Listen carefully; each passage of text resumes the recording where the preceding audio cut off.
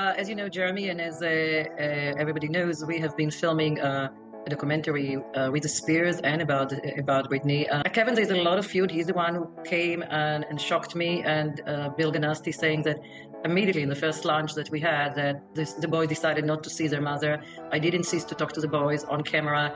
Jaden gave an interview. Preston was there. They confirmed it. But I was, and naturally, there's not much lost love, because why would he go and shame his ex-wife and the mother of the kids? So he has been portraying himself as very concerned about her drug problem, as he says.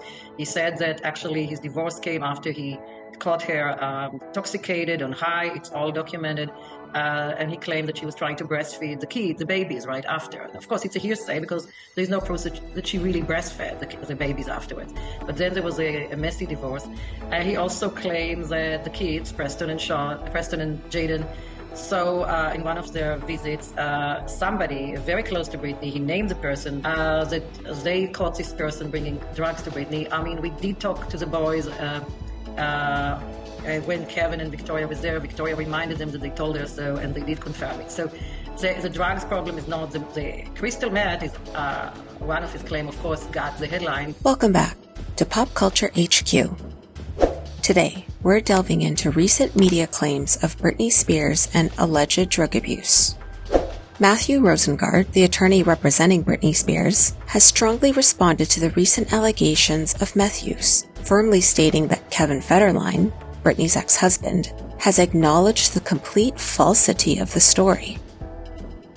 In his statement to TMZ, Rosengart emphasized that the article not only contains fabrications and lies about Britney, but also exploits her minor children, which he deems as crossing a moral boundary.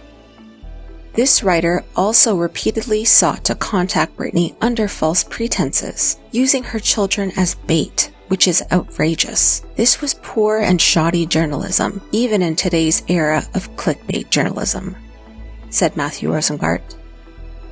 Rosengart continued to express his dismay over the writer's repeated attempts to contact Britney under false pretenses, using her children as bait, which he deemed as outrageous and unacceptable. He criticized the poor and shoddy nature of such journalism, particularly highlighting the prevalence of clickbait tactics in today's media landscape.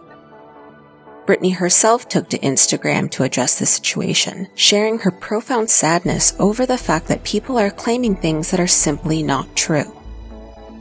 Britney wrote, "The fact that people are claiming things that are not true is so sad. This may not even be them saying such things because it doesn't make any sense to me for them to be saying that." She continued, "So you guys go behind my back and talk about me? It breaks my heart, and the news is so low. I've always felt like the news bullies me. It's sad because everyone sits back as if that's okay to make up lies to that extent. Why am I told I have to sit back and rise above when they all go so low? Hopefully it is just the news being hateful, and Kevin nor Preston said any of those things. Either way, I will be fine, working out to throb." Britney openly shared her long-standing perception of being bullied by the media and expressed her frustration with the acceptance of such extensive lies. She questioned why she is expected to rise above the false narratives while those perpetuating them continue to stoop so low. Nevertheless, she expressed her determination to move forward and find solace in her workout routine, seeking strength in her music. Kevin Federline, Britney's former spouse, emphasized that he and his family have endured significant hardships over the years, and that the recent report alleging Britney's meth use is simply too much to handle. The report, published by The Sun and Daily Mail, stems from conversations journalist Daphne Barrick claims to have had with Kevin Federline. According to Barrick, Kevin expressed genuine fear that Britney might be using meth, hoping that someone would make it public to raise awareness and prompt Britney to seek help. Kevin stressed that the situation is terrifying for him, as Britney is the mother of their children. Responding to the report, Kevin expressed deep sadness that Daphne Barrick and Erbil Ganasty decided to fabricate lies and publish content that caused immense heartache to their family. along with the associated trauma experienced by their minor children. He clarified that while they initially allowed Barrick and Gunasti into their home based on trust, that trust was irrevocably broken, leading them to sever ties with the journalist back in March. Although Kevin did not specify the exact fabrications in the story, he remarked on the heavy emphasis placed on the meth allegation throughout the piece. Expressing his distress, Kevin stated that it is profoundly troubling that Barrick continues to harass their family despite their repeated pleas for her to leave them alone. He reaffirmed that their interactions with Barrick were initially conducted in a respectful manner, driven by love and compassion for Britney and the Spears family. Kevin strongly denounced the lies and attempts to exploit minors, categorizing them as clickbait, and yet another repulsive example of the alarming decline in journalistic standards prevalent today. Daphne Barrick, who has spent extensive time with both the Federline and Spears families, reported one conversation with Britney's father, Jamie, where he allegedly expressed his fear that his daughter might meet a tragic fate similar to that of Amy Winehouse if she did not receive proper care. The gravity of the situation and concerns for Britney's well-being were apparent in Jamie's words as shared by Barrick. In a separate development reported by TMZ, Kevin Federline is making a significant move with his family, including his teenage sons, Sean Preston and Jaden, whom he shares with Britney.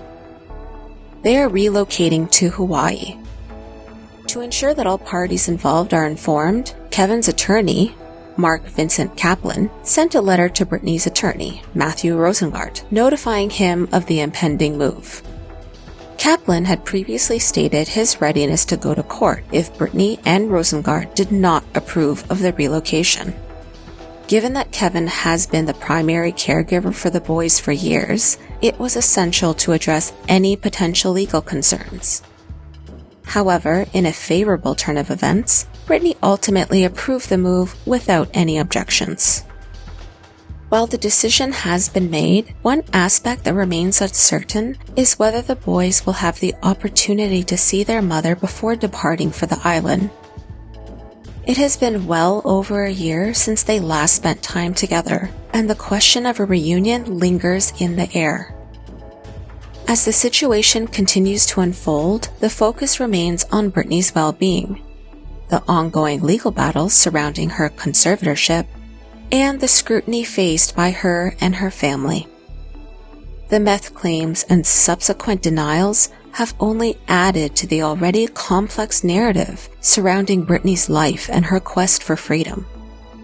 In the midst of these challenges, it is crucial to approach the situation with empathy and compassion, considering the impact on all individuals involved, especially the minor children caught in the midst of public scrutiny. The ongoing conversations surrounding Britney's life underscore the need for responsible journalism and respectful treatment of individuals facing personal challenges. That wraps up our look at Britney Spears and the allegations made in the media about her mental health and drug use. Join us next time as we cover more exciting topics. And subscribe to Pop Culture HQ for more updates on Britney Spears and other celebrities in Hollywood.